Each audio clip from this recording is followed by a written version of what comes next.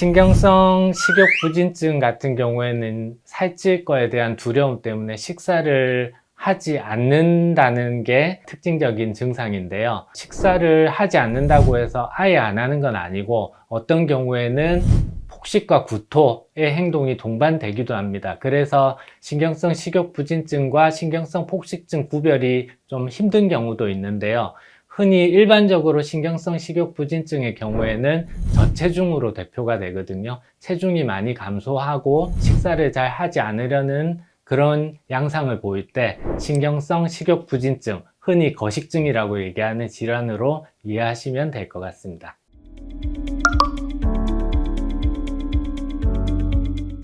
제일 중요한 게 저 같은 경우에 환자분이 오시면 세 가지를 강조합니다. 첫 번째, 새끼 식사, 그리고 무엇을 먹고 어떻게 생각하는지를 기록하는 식사일지, 그리고 체중을 측정하는데 일주일에 한 번 정도만 측정을 해서 체중 측정으로 인해서 오는 불안감 이런 것들을 좀 피하면서도 체중을 정확하게 알고 치료를 하는 이렇게 세 가지를 보통 얘기를 많이 하는데요.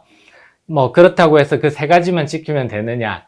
그렇지는 않고 신경성 식욕부진증 같은 경우에는 본인이 살이 찌지 않는다라는 것을 불편해하지 않기 때문에 거식증 같은 경우에는 입원 치료가 꼭 필요하고요. 어느 정도 훈련이 된 상태에서 외래로 나갔을 때 거기에서 아까 말씀드린 세 가지를 지키는 경우에는 회복이 어느 정도 이루어질 수 있을 거라고 기대합니다.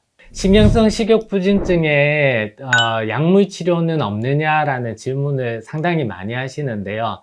사실 신경성 식욕부진증에 효과 있는 약이라고 알려진 약은 없습니다. 그렇기 때문에 보통 입원을 하게 되면 새끼 식사를 하는 식사훈련과 인지행동 치료 또는 만트라라고 불리는 이런 정신치료들을 하게 되고요.